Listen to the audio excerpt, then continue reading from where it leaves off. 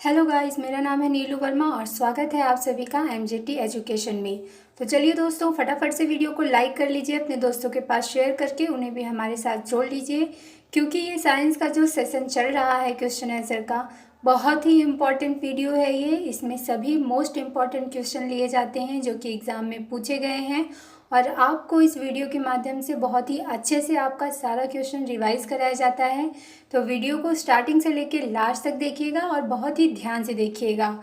एक और इम्पॉर्टेंट बात, जो भी वीडियो आपको यहाँ पर दी जाती है, चाहे वो फिजिक्स हो, केमिस्ट्री हो, बायोलॉजी हो या फिर और भी जितनी भी वीडियो आपको मिश्रा सर जी द्वारा दी जाती हैं, उन सब की क्विज आपको मिल जाएगी हमारे एमजेटी ऐप पे। तो आप लोग फटाफट से इसको डाउनलोड कर लीजिए। अगर आपने डाउनलोड नहीं किया है तो आपको इसकी लिंक मिल जाएगी हमारे डिस्क्रिप्शन में, और अगर आप चाहें तो इसे प्ले स्टोर से भी डाउनलोड कर सकते हैं। इसमें आपको video course, e book, mock test, ये सभी चीज़ें अवेलेबल हैं। इसके साथ ही साथ जितनी भी वीडियो अपलोड होती है उन सब की फ्री क्विजेस मिलेंगी, उन सब के फ्री पीडीएफ्स मिलेंगे, और बहुत सारे स्टडी मटेरियल आपको हमारे इस ऐप पे मिल जाएंगे। तो फटाफट से आप लोग ऐप को डाउनलोड कर लीजिए अगर अभी तक आपने नहीं किया है तो। चलिए आगे बढ़ते हैं और देखते हैं आज का पहला क्वेश्चन। फर्स्ट है, कौन सी धातु ठंडे पानी से प्रतिक्रिया नहीं करती है लेकिन गर्म करने पर वाष्प से प्रतिक्रिया करती है? तो इसका राइट आंसर हो जाएगा फ्रेंड्स एल्यूमिनियम। ठीक है, ऑप्शन बी इसमें करेक्ट हो जाएगा। आपको पता है कि एल्यूमिनियम के बर्तन बनाए जाते हैं। अगर ये गर्म या ठंडे पानी से क्रिया करती तो क्या उसके बर्तन बनाए जाते? नहीं बनाए जाते, क्योंकि उसमें हम लोग कुछ भी नहीं बना सकते। जैसे ही कुछ भी बनाते, पानी तो डालते ही, और जैसे ही पानी गर्म होता या ठंडा रहता तो जब उसमें क्रिया होने लगती तो जो भी हम उसमें बनाते वो खराब हो जाता, दूषित हो जाता। तो इसीलिए एल्यूमिनियम जो होता है ये गर्म या फिर ठंडे पानी से क्रिया नहीं करता, लेकिन गर्म करने पर ये वाष्प से प्रतिक्रिया करता है। एल्यूमिनियम के साथ और कौन सी ऐसी धातुएं हैं? तो एल्यूमिनियम के अलावा आपका जिंक हो गया, आयरन हो गया, ये सभी जितनी धातुएं हैं ये सब क्या करती हैं? ये पानी से तो क्रिया नहीं करती, लेकिन गर्म करने पे ये वाष्प से क्रिया करती हैं। ठीक है, आगे बढ़ते हैं, नेक्स्ट देखते हैं। मैग्नेटाइट है, तो मैग्नेटाइट जो होता है वो होता है आयरन का अयस्क। क्या होता है? आयरन का एक प्रमुख अयस्क होता है मैग्नेटाइट। अब यहाँ पे चार ऑप्शन जो दिए गए हैं ये चारों ही आयरन के अयस्क हैं, तो इसमें से आपका राइट आंसर हो जाएगा ऑप्शन बी Fe3O4। यहाँ पे देखिए थोड़ा ये मिसप्रिंट हो गया है, Fe3O4 ये है आपका मैग्नेटाइट, और ये है आयरन का सबसे महत्वपूर्ण अयस्क। इसमें आयरन कितने परसेंट होता है ये भी कभी कभी एग्जाम में पूछ लेता है। तो फ्रेंड्स इसमें लगभग 72% तक का आयरन होता है। अब ऑप्शन जो है ये भी देख लेते हैं। Fe2O3 ये क्या है? इसको कहते हैं फ्रेंड्स हेमाटाइट, ये भी आयरन का अयस्क है। FeCO3 इसको क्या कहते हैं? इसको कहते हैं सिडेराटाइट।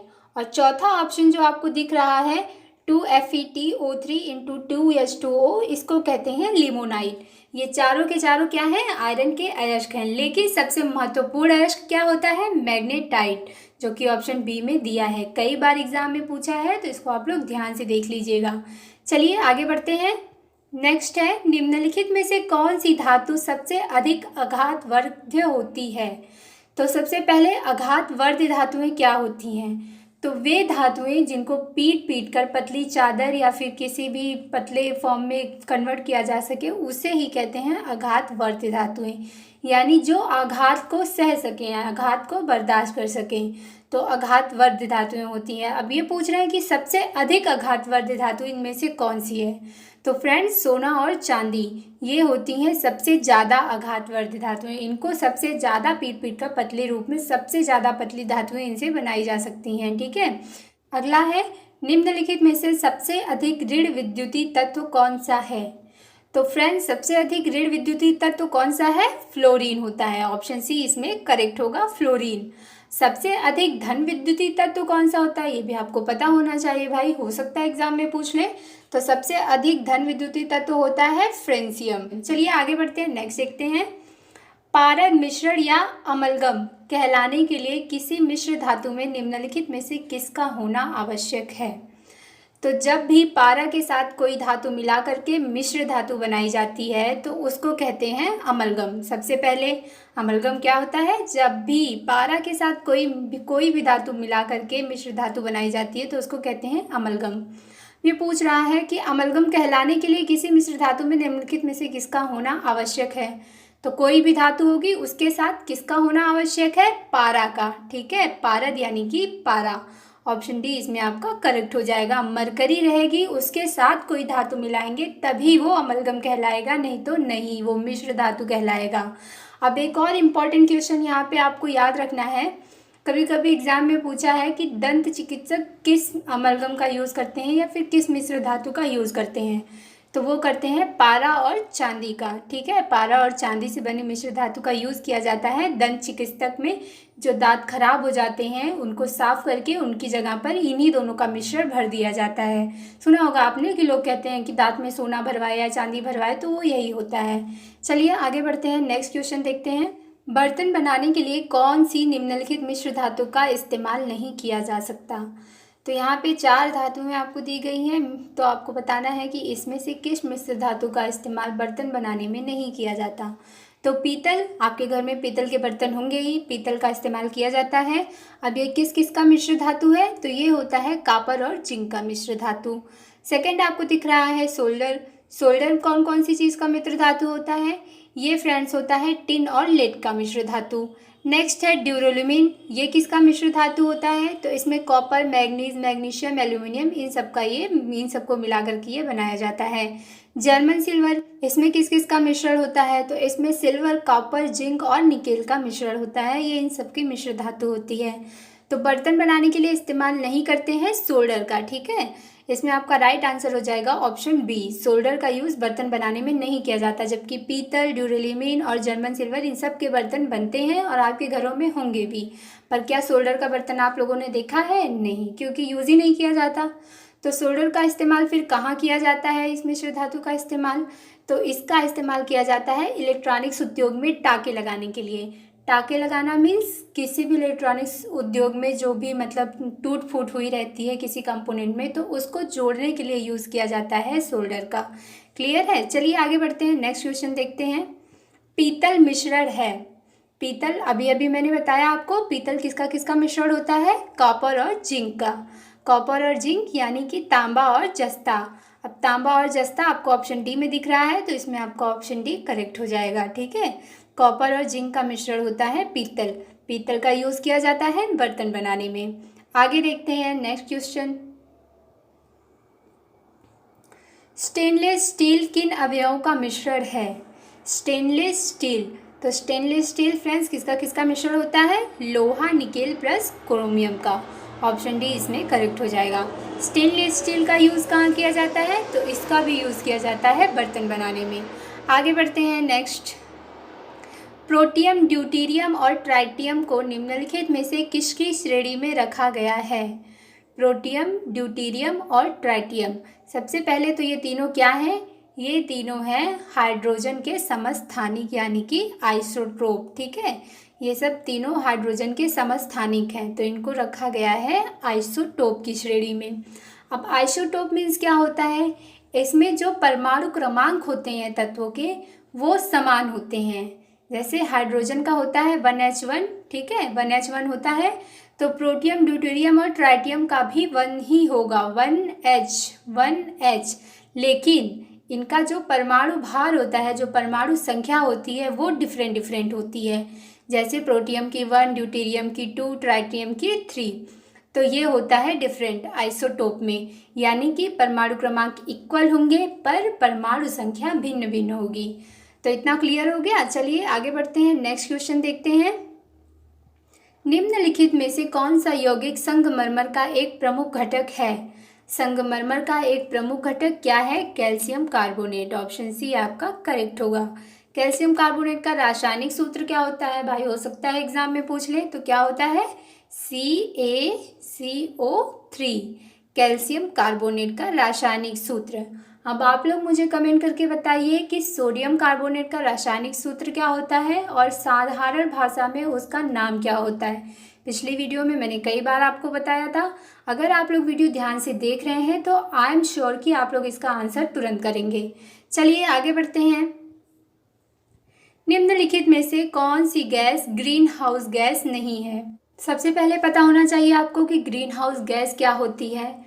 तो वे गैसें जो वायुमंडल में एक निश्चित रेंज के अंतर्गत विकिरण का अवशोषण और उत्सर्जन यानी कि ग्रहण भी करें और उत्सर्जन भी करें करती हैं, तो उन्हें ही कहते हैं हम ग्रीन हाउस गैस।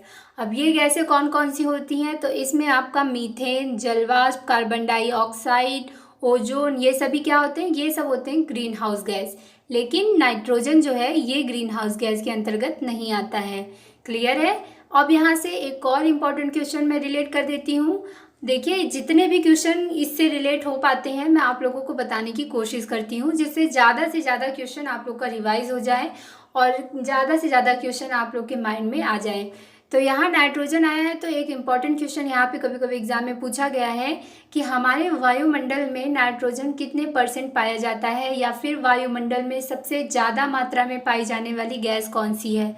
तो क्या होगा, वो होता है नाइट्रोजन, और ये पाया जाता है 78%, लगभग 78% नाइट्रोजन हमारे वायुमंडल में पाई जाती है, और ये सबसे ज़्यादा मात्रा में भी पाई जाती है। एक और इम्पॉर्टेंट क्वेश्चन मैंने आपको बताया था पिछले सेशन में कि जो चिप्स और कुरकुरे के पैकेट होते हैं उनमें भी नाइट्रोजन गैस ही भरी जाती है। ठीक है, चलिए अब आगे बढ़ते हैं, नेक्स्ट क्वेश्चन देखते हैं। जब बेकिंग पाउडर में पानी मिलाया जाता है तो कौन सी गैस निकलती है। बेकिंग पाउडर, अब देखिए एक होता है आपका बेकिंग सोडा, जिसको कि पिछले सेशन में हमने देखा था बेकिंग सोडा, और एक होता है बेकिंग पाउडर। बेकिंग सोडा का रासायनिक नाम क्या होता है, तो इसका रासायनिक नाम भी मैंने आपको बताया था, क्या होता है, सोडियम बाइकार्बोनेट। रासायनिक सूत्र होता है NaHCO3 और रासायनिक नाम होता है सोडियम बाइकार्बोनेट। ये बेकिंग सोडा है, ठीक है। लेकिन यहाँ बेकिंग पाउडर की बात हो रही है, ये दोनों डिफरेंट होते हैं, ध्यान रखिएगा आप लोग, कंफ्यूज मत होइए। बेकिंग सोडा अलग होता है, बेकिंग पाउडर अलग होता है। तो जब बेकिंग पाउडर में पानी मिलाया जाता है तो कौन सी गैस निकलती है, कार्बन डाइऑक्साइड। ठीक है, ऑप्शन बी इसमें आपका करेक्ट होगा। अब बेकिंग पाउडर और बेकिंग सोडा में डिफरेंट होता है, आपको पता होना चाहिए। दोनों अगर आपके सामने आ गए तो आप लोग इसकी पहचान कैसे करेंगे। जो बेकिंग पाउडर होता है वाइट कलर का होता है और ये सॉफ्ट होता है, मुलायम होता है। लेकिन बेकिंग सोडा जो होता है ये भी वाइट ही कलर का होता है, बट ये थोड़ा सा दरदरे टाइप का होता है, थोड़ा खुरदुरा होता है। ठीक है, दोनों का यूज़ करते हैं कुकिंग में ही। लेकिन जो बेकिंग पाउडर होता है इसका यूज़ नमी लाने के लिए किया जाता है और ऐसे प्रोडक्ट का उत्पादन करने में, ऐसी चीज़ों को बनाने में किया जाता है जिसमें नमी की ज़रूरत हो पर उसे तला नहीं जाए। जैसे आपका केक हो गया, बेकरी के जितने प्रोडक्ट हैं सब इसके अंदर आ जाएंगे। और बेकिंग सोडा का यूज़ किया जाता है खट्टी चीज़ों के साथ, जैसे दही, नींबू, सिरका, इन सब चीज़ों के साथ यूज़ करते हैं बेकिंग सोडा का।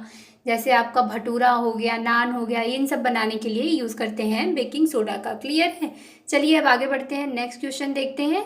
अगला क्या है, अगला है निम्नलिखित में से कौन सा हैबर प्रोसेस का उपयोग करके उत्पादित किया जाता है। तो फ्रेंड्स, हैबर प्रोसेस फेमस है अमोनिया के उत्पादन के लिए। ठीक है, हैबर प्रोसेस में हाइड्रोजन और नाइट्रोजन की सहायता से अमोनिया का उत्पादन किया जाता है। ये कैसे होता है, तो इसमें आपका होता है नाइट्रोजन प्लस हाइड्रोजन आयरन की उपस्थिति में। यहाँ पर आपका बनता है क्या, आपका बनता है अमोनिया NH3। अब यहाँ पर इक्वेशन बैलेंस नहीं है, NH3 हाइड्रोजन 3 है और यहाँ पर 2 ही है। तो इक्वेशन बैलेंस करने के लिए क्या करेंगे, यहाँ करेंगे 3 और यहाँ करेंगे 2। अब देखिए नाइट्रोजन यहाँ भी 2 हो गया और यहाँ तो 2 है ही, यहाँ पे हाइड्रोजन 6 हो गया और यहाँ पे भी 6 हो गया। तो ये आपको यहाँ पे इक्वेशन बैलेंस करना भी मैंने आपको ज़रा सा बता दिया है। इसे बहुत इंपॉर्टेंट है, जब आप पढ़ेंगे ध्यान से पूरी थ्योरी तो आपको ये चीज़ समझ में आएगी। ठीक है, तो हैबर प्रोसेस में अमोनिया का उत्पादन किया जाता है नाइट्रोजन और हाइड्रोजन की सहायता से। आगे बढ़ते हैं, नेक्स्ट देखते हैं अगला क्वेश्चन। निम्नलिखित में से कौन सा तरल पदार्थ सर्वाधिक ज्वलनशील है। तो सर्वाधिक ज्वलनशील यहाँ पे आपका हो जाएगा आंसर सी करेक्ट, पेट्रोल। ठीक है, ऑप्शन सी करेक्ट हो जाएगा। पेट्रोल जो है वो मोबिल ऑयल, पारा और मिट्टी के तेल की तुलना में सबसे ज़्यादा ज्वलनशील पदार्थ है। चलिए अगला देखते हैं, अगला क्या है। एक फ्रिज में शीतलक है, यानी जो रेफ्रिजरेटर होता है उसमें कूलेंट का कार्य कौन करता है। तो फ्रेंड्स फ्रीऑन। ठीक है, फ्रीऑन जो होता है इसी की वजह से आपकी फ्रिज जो होती है उसमें रखा हुआ जो प्रोडक्ट होता है वो ठंडा होता है। क्वेश्चन है, कमरे के तापक्रम पर कौन सी अधातु तरल अवस्था में ही पाई जाती है। तो रूम टेम्परेचर पर कौन सी अधातु तरल अवस्था में पाई जाती है? ब्रोमीन। ठीक है, ब्रोमीन जो होती है ये नॉर्मल रूम टेम्परेचर पे भी ये लिक्विड फॉर्म में ही पाई जाती है। ये बहुत क्रियाशील धातु होती है, इसलिए यह मुक्त अवस्था में प्राप्त नहीं की जा सकती। चलिए आगे बढ़ते हैं, नेक्स्ट क्वेश्चन देखते हैं। हास्य गैस क्या है? हास्य गैस यानी कि लाफिंग गैस। तो क्या होता है लाफिंग गैस? किसे कहते हैं? नाइट्रस ऑक्साइड को। ऑप्शन बी इसमें करेक्ट हो जाएगा। नाइट्रस ऑक्साइड को लाफिंग गैस कहते हैं। इसका रासायनिक सूत्र क्या होता है? N2O, nitrous oxide. अगर NO2 हो गया तो क्या होगा? तो ये हो जाएगा आपका नाइट्रोजन डाइऑक्साइड।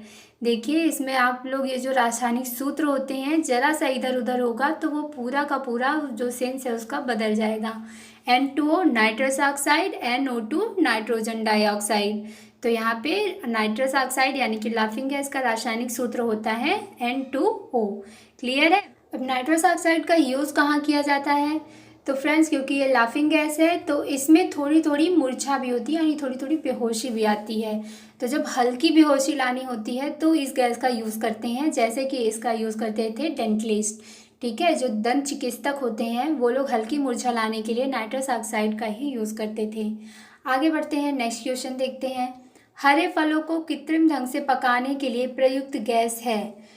तो जो फल होते हैं कच्चे होते हैं उनको कृत्रिम ढंग से पकाने के लिए कौन सी गैस का यूज़ किया जाता है? बहुत इंपॉर्टेंट है, कई बार एग्जाम में पूछा गया है। तो उसके लिए यूज़ करते हैं एसिटिलीन का। ऑप्शन ए इसमें करेक्ट हो जाएगा। एसिटिलीन का रासायनिक सूत्र क्या होता है? तो ये होता है C2H2। क्या होता है? C2H2 acetylene. इसका यूज़ करते हैं फलों को पकाने के लिए, वो भी कृत्रिम तरीके से। आगे बढ़ते हैं। कब अग्नि ज्वलनशील नहीं हो पाती? यानी कि आग जो है वो कब नहीं जलती है, किस कंडीशन में नहीं जलेगी? हवा में ऑक्सीजन 20% से कम होने पर, हवा में ऑक्सीजन 15% से कम होने पर, या ये भी जो भी ऑप्शन दिए हैं आप इसको फटाफट पढ़ लीजिए। तो आग कब नहीं जलेगी? जब हवा में ऑक्सीजन जो है वो 15% से कम होगा। कितने परसेंट से? 15% से कम है अगर, तो आग नहीं जलेगी। आग को जलने के लिए कम से कम कितनी ऑक्सीजन चाहिए? कम से कम उसे चाहिए 15 से 16% ऑक्सीजन। अगर 15% से कम है तो आग नहीं लगेगी। हमारे वायुमंडल में ऑक्सीजन कितने परसेंट पाई जाती है? वो पाई जाती है 21%, और नाइट्रोजन 78%, ऑक्सीजन 21%। क्योंकि आग लगने के लिए सबसे महत्वपूर्ण क्या होता है? ऑक्सीजन। अगर ऑक्सीजन नहीं है तो आग नहीं लगेगी, लेकिन अगर ऑक्सीजन पर्याप्त है तो आग बहुत ही तेज़ी से लग जाएगी। तो यहाँ आपका ऑप्शन भी करेक्ट हो जाएगा। अगला क्वेश्चन देखते हैं। क्वेश्चन है, किस गैस की गंध सड़े हुए अंडे के जैसी होती है? तो फ्रेंड्स सड़े हुए अंडे की जैसी कौन सी गैस होती है? वो होती है हाइड्रोजन सल्फाइड।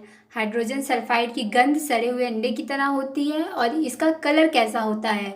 तो इसमें कोई कलर नहीं होता, ये होती है कलरलेस।